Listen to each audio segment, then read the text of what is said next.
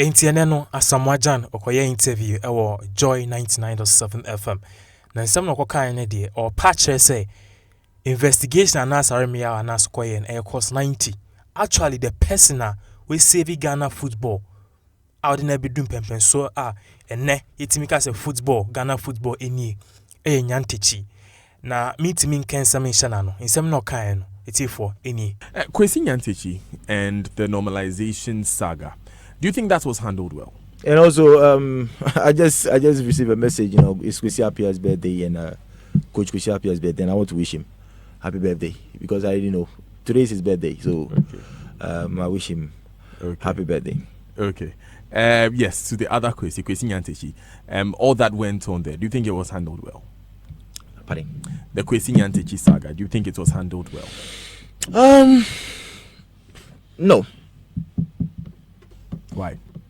No, because I told you earlier that you know politics in football, it's quite, you know, it doesn't work like that. Now look at what is happening. We have to start everything all over again. You know, a man who has served the nation for how many years got to that level to being the vice CAF president. He's lifting the flag of Ghana high. At that time, if you say who is the vice CAF president, where does he come from? They'll say Ghana. There are some people who are over there that they don't even know the name Ghana. They don't know the country Ghana. But he's lifting the look at his position. And he lost everything in how many hours? 48 hours? He lost everything. You know, it's so sad. It's so sad. You know, sometimes we need to address. But this was a serious case of corruption. How should we somebody who has taken Ghana 3 times to the World Cup? It means he was doing something right. He was doing something right. So how should I don't know how he did it, but as a football player, he was helping the country. We see the good things that Nyantakyi was doing. When this thing happened, you know, we sit back and be like, hey. So this was what was going on and something. But for me personally, what he has done in football, in Ghana football, I think he deserves much credit. So that question is, how should the case have been handled? This is alleged corruption. That one I don't know. I don't know how it should be handled. But I'm talking with a man I've worked for all these years, for decades. You know, but the decision, you know, I don't know how people judge when something like this happened, whether it was true or not. You know, we need to go into details. So what's your because there were videos coming up, him taking what happened before he took the video. He took the money. What happened? We didn't see details. You know, so there are certain things that we see. But you know, the man has done an incredible job. That one day, I would say it. He has done an incredible job. People will object to that, but for what I've seen, I've worked with him. You know, for example, people can say a lot of stuff about me. You don't know me, but those who are with me, they know. I've worked with Nyantakyi for a long time. Just be in his shoes. Let's be real here. Just be in his shoes. If it was you, you know, this issue about corruption in football, which is what the Nyantakyi thing is all about. Corruption. Hey. It's a difficult one. This question is a difficult one. But was he involved? Recently, it was cleared that he didn't do anything. We saw the news.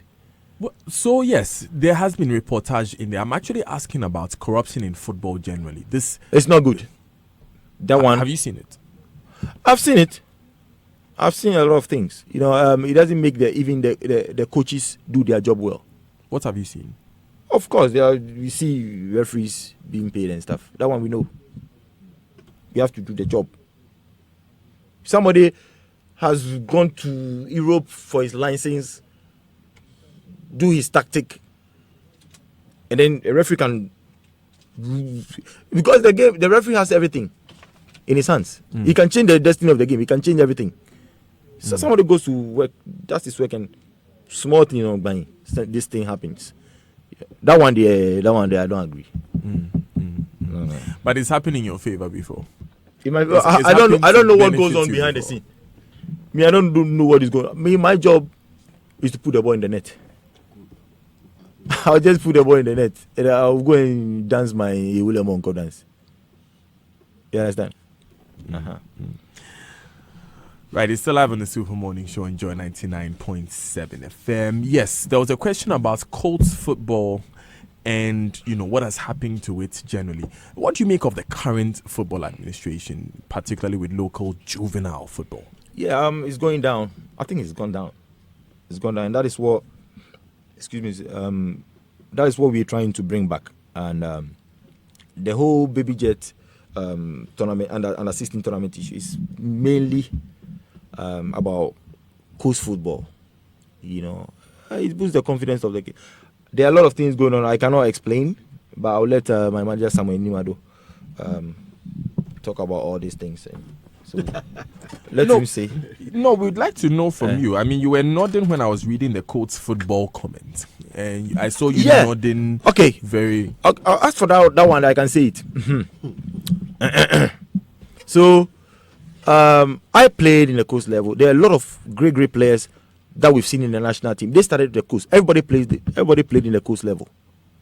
I would say majority played in the coast level, and now we don't see these things. Sometimes when you are playing the coast level, you see the fans very close to the field. You see them. When they insult you, you hear it. So even that one is even motivation. When you come to the Premier League, when I came to the Premier League, I was a coast player when I came to the Premier League. I heard people say something. It's even fun. It's like mentally, I was prepared. Yeah, psyched up and prepared before coming. But now that's not what's happening. We don't see these things here. And it's affected the game. Stephen Appiah, do you know where he comes from? Choco. Choco. And so it's produced all of these great players. There's so much that we could go into, but unfortunately, we'd have to wrap up at this point.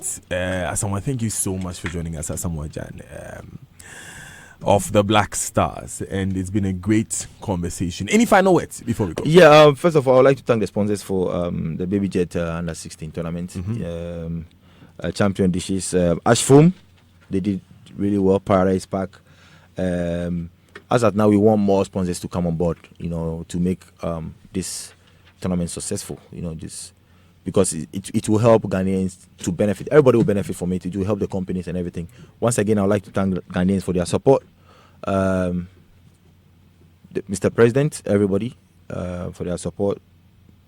Everything, and I will say sorry to Ghanaians for what happened in the AFCON. They were expecting the cup back home. We couldn't bring the cup. No excuses.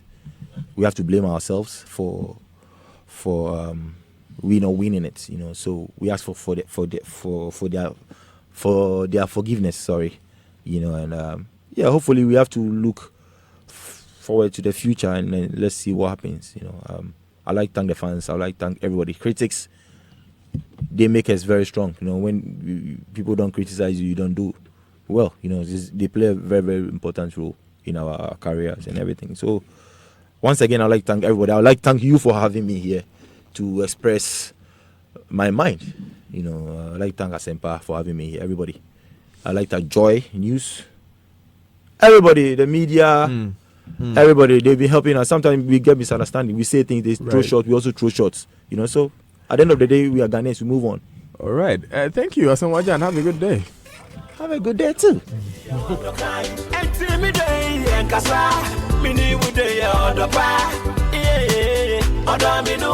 He's scared to say something. Yes, they'll take him out because they are scared to say something. But Stephen Appiah's time, there were strong people who were saying things. A minister was in, they will tell him in his face. There were strong people at that time. But this my generation, they are coming out. They are young players coming up. They are scared. They are scared to say something. Because if he says something, and then maybe you look at him and you'll be scared. So they're going to take me out from the team. No. So this is the situation. You understand? So that's why you had some of the problems you had. Yeah. Your players didn't stand up for you. Some. And it's a normal thing. I don't blame players. It's a normal thing. But you see, some of them are still very respected in the team. Of course. And some of them have very solid positions in the team. Great. But they didn't speak up either. There are players who speak. They speak. Like who? Just play. No, I won't mention them. But we have players who are in the team that speak. Have they ever spoken for you? But that is what I'm saying. That generation, you see them by yourself. You understand? That's why I'm asking. Has Dede ever spoken for you? Who? Dede. Andre? Mm-hmm. Yeah, he speaks. We all speak together. I mean, has he spoken up for you before? For me? No, we all speak in front of the dignitaries, like ministers. That we all speak together. But I don't know what goes on behind. What you saw Kingston and the others do for Apia, has Dede ever done for you? That time, meetings were held in front of everybody, the whole team. We sit down, the whole team, everybody says something. But now, they take like 5 players, go meet, and we have the meeting together without the young ones. But that time it wasn't like that. You understand? So that was the. Do you think that's part of the problem? No. I won't say it's part of the problem. But how the interview is going, that is how I'm answering the question. Well, it's 26 minutes to the top of the hour. This is the Super Morning Show on Joy 99.7 FM. When we return, we move into Asamoah Gyan's future with the national team, the direction of the Black Stars going forward, the money issues, club football, the perception of corruption in Ghana football, and there's an intervention from a former member of the Black Stars Management Committee that I'll be sharing with you. Stay with us. This is the Super Morning Show. Tell me about the mood in camp when the money issues come up. Honestly, sometimes we don't listen to radio sometimes. But we have families. We have family members. We have friends who listen. Sometimes we get the news. We know what is going on. We hear it sometimes. And sometimes we feel like we are preparing for a tournament. Instead of us to focus on the training and stuff, we are bringing these issues before. Like that's how we feel. Like we have to focus on the training, and I feel like and we know, like, why should we talk about money here when we are preparing for a tournament? And most of the players, they say like, Ghana is the only country that people want to know how much players earn. That's the only that's the only problem personally I have. But you don't think we should know? No. Why not? It's not football. Everything that happens sticks in the camp. The inside thing sticks in the camp. That was why I've said it all over and all over again, that politics in football will not work. And this is what we are. If we are honest to ourselves, that is what is going on. In football, politics. Things came showing people taking bribes and doing this and showing, like, there are a lot of things going on. Now, we have the normalization committee. The GFA, gone. Now we are starting everything all over again.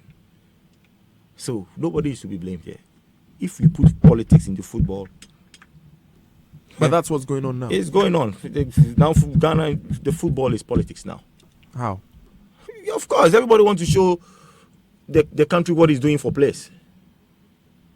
And you think that's wrong? It's wrong. Why? That is the game. I've been in the game. I know what the game is all about. Everybody knows it.